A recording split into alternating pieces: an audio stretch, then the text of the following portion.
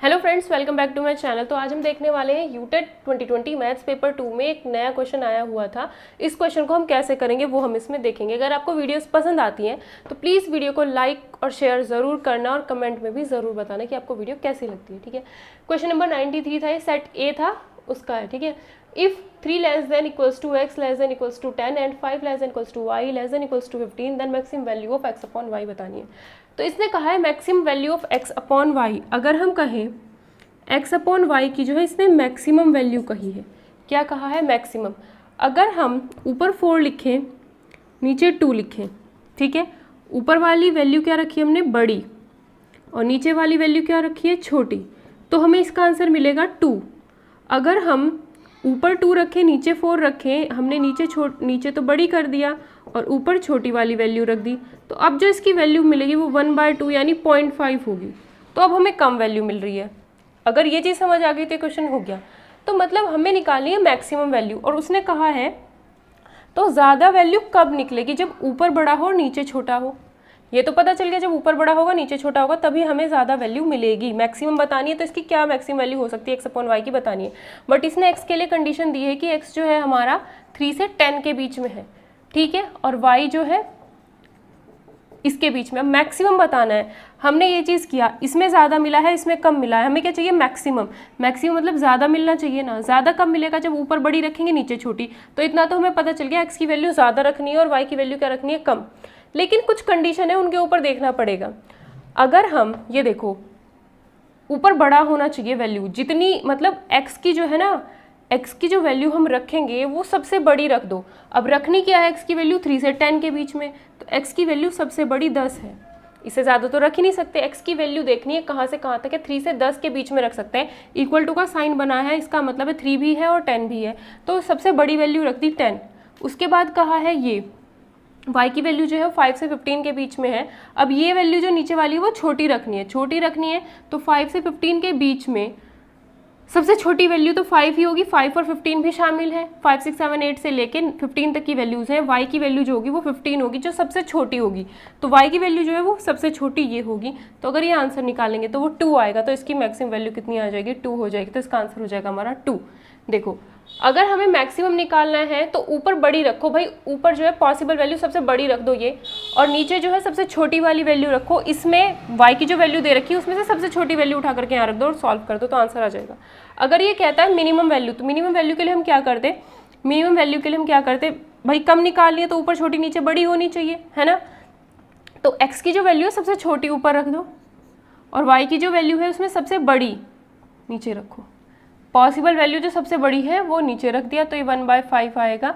इसे सॉल्व करेंगे तो 0.2 यहाँ पर आएगा। अगर मिनिमम पूछता तो कम से कम पूछता, बट इसने कहा है अधिकतम या फिर मैक्सिमम। मैक्सिमम का मतलब है ऊपर पॉसिबल वैल्यू जितनी सबसे बड़ी रख सकते हो वो रखो, और नीचे वाला जो होना चाहिए वो मैक्सिमम अगर निकालना हो तो नीचे वाला हमेशा छोटा होना चाहिए। कितना छोटा रख सकते हो? देख लो y की वैल्यू कहाँ से कहाँ के बीच में लाई करती है, तो सबसे छोटी वैल्यू 5 है तो 5 नीचे रखो, ऊपर सबसे बड़ी वैल्यू रखो, डिवाइड कर दो, तो आंसर हमारा इसका आ जाएगा। ठीक है, तो ये हो गया हमारा क्वेश्चन। एक क्वेश्चन और देखते हैं।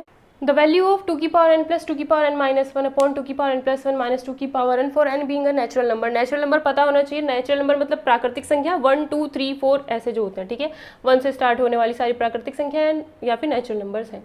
इसने कहा इसकी वैल्यू निकालनी है। इसकी वैल्यू क्या होगी? n जो है हमारा नेचुरल नंबर है, तो n की वैल्यू उठा करके रख दो, कुछ भी, चाहे ना भी रखो तब भी ये सॉल्व हो जाएगा। अगर इसमें से हम 2 की पावर n कॉमन लेंगे तो यहाँ पर क्या बचेगा? ऊपर 1 प्लस यहाँ पर क्या बचेगा? अगर 2 की पावर n कॉमन ले लिया, 2 की पावर n माइनस 1 को क्या लिख सकते हो? 2 की पावर n इंटू 2 की पावर माइनस 1।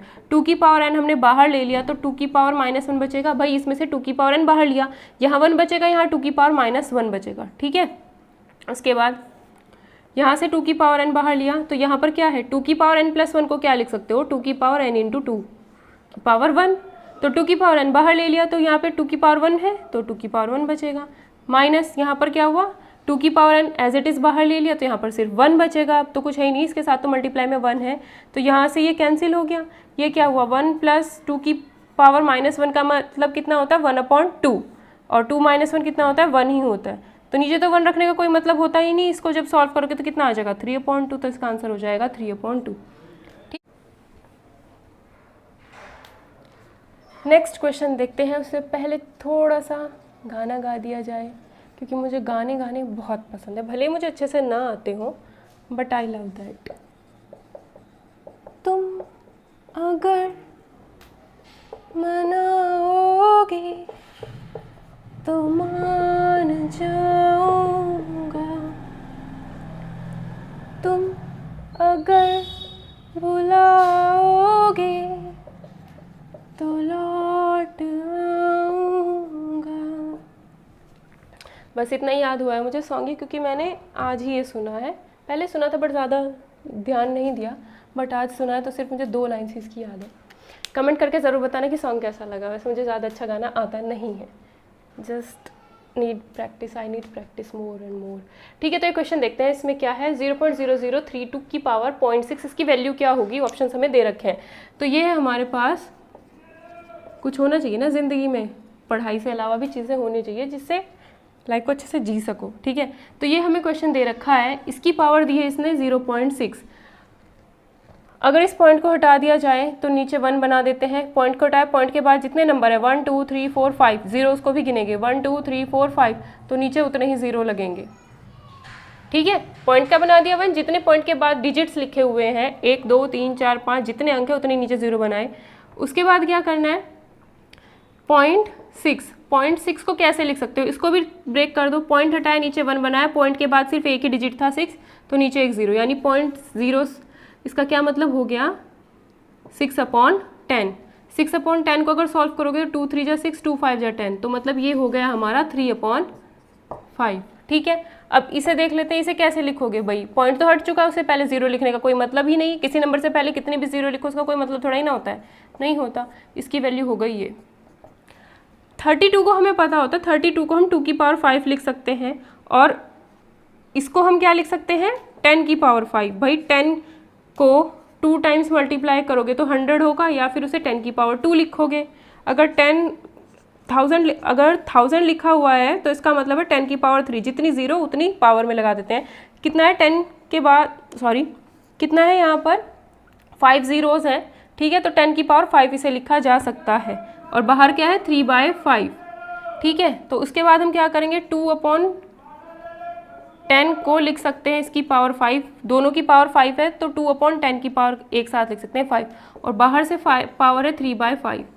ठीक है, अब ये दोनों जो किसी नंबर की पावर है और उसकी होल पावर है तो ये दोनों हो जाती है मल्टीप्लाई, तो 3/5 हो जाएगा 5 के साथ मल्टीप्लाई, 5 से 5 कैंसिल हो जाएगा, तो यहाँ बचता है 2/10 की पावर 3।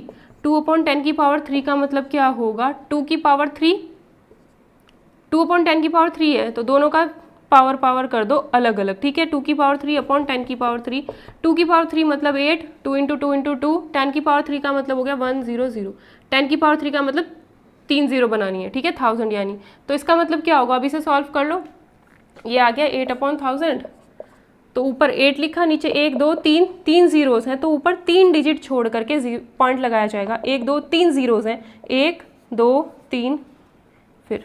ठीक है, 3 जीरो हैं तो 1 2 3 डिजिट छोड़ करके जीरो पॉइंट लगाया जाएगा, तो हमारा आंसर ये हो जाएगा 1 2 3। ठीक है, ये ध्यान रखना, तो आंसर हमारा ये होगा।